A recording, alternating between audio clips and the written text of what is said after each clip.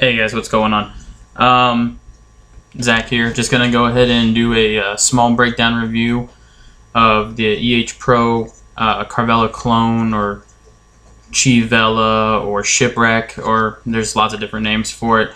But with all the talk of clones recently, I thought I'd give this one a review and a breakdown so you guys could see it. First off, it comes in a pretty nice box. Inside the box you get the mod, a nice polishing rag, and then below it, when you lift up the interior of the packaging, you get 2 additional center pins and a replacement spring for the button. The center pins are brass. The mod is all stainless steel and brass combined. They vary in length for all of your atomizer or tank needs or what have you. So here, let's take a look at it. I don't know if I can get too up and close with it just because I have a built-in web camera, but I'll do my very best. So here is the mod as a whole. Very similar looking to the Vella in many ways. I mean, minus the ship logo on the bottom. The first thing that I like to note about it, as far as build quality goes, it's very heavy because of the stainless steel.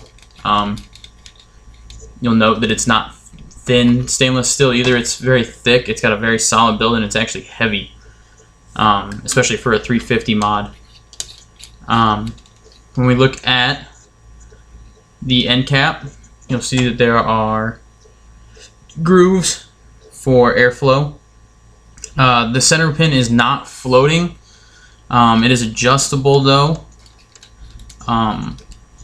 through just using a small flathead screwdriver.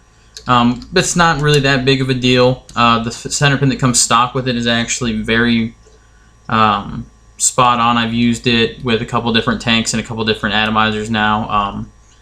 The RSST, the Nimbus, the Chimbus knockoff, a couple different, oops, I'm dropping shit over here.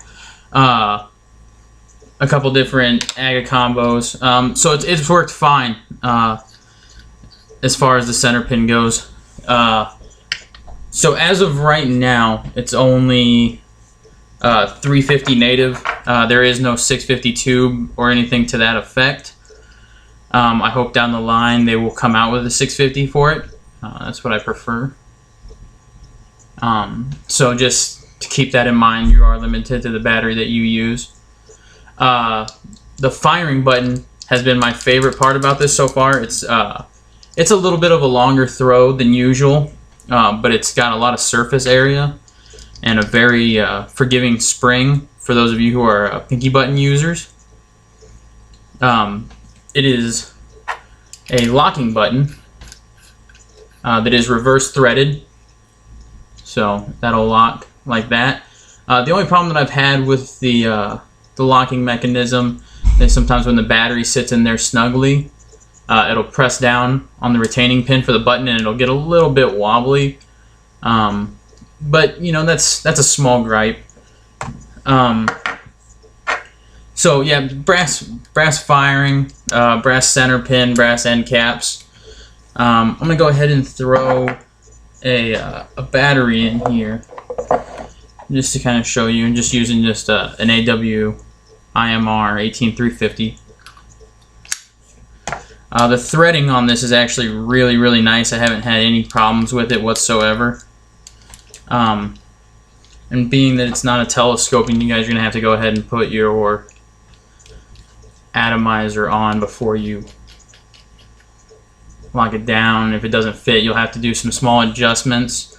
The best part that I've had outside of the button is just how well it actually hits. When I first was looking at it, I was concerned with it being a clone.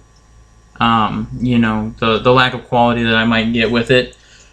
But I've been incredibly happy with it. It's been my primary mod for about 2 weeks now.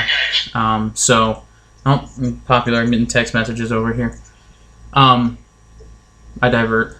But yeah, so I'm gonna go ahead and I'll show you guys how well it hits. Just a single coil right now with 28 gauge ribbon wire, standard silica. I'm using some Hybrid Creations apple pucker right now. I know that's not really relevant to the video, but it's my video and I'll plug what I want. So I'm gonna go ahead and fire this up for you guys, and you can see how hard it hits.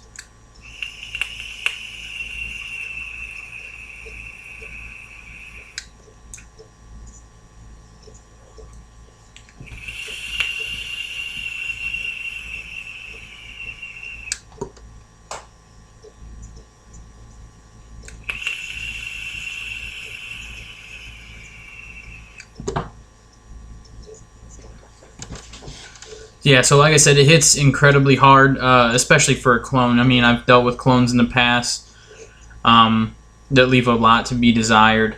You know, and again, that all has to do with how you wrap it and whatever. But it's just, speaking purely out of performance for the mod, I really enjoy it.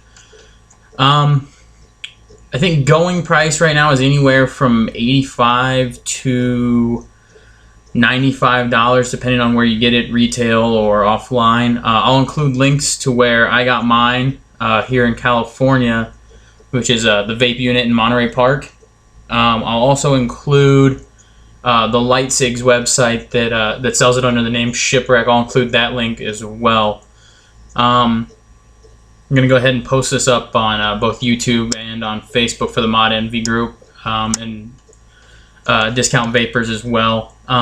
If you have any more questions about it that I didn't cover in the video, feel free to just go ahead and private message me, or in the comments with the video. Go ahead and just ask me, and I'll get back to you as soon as I can. If I don't know the answers, I'm sure I'll be able to help you in some way. Thanks for watching, guys.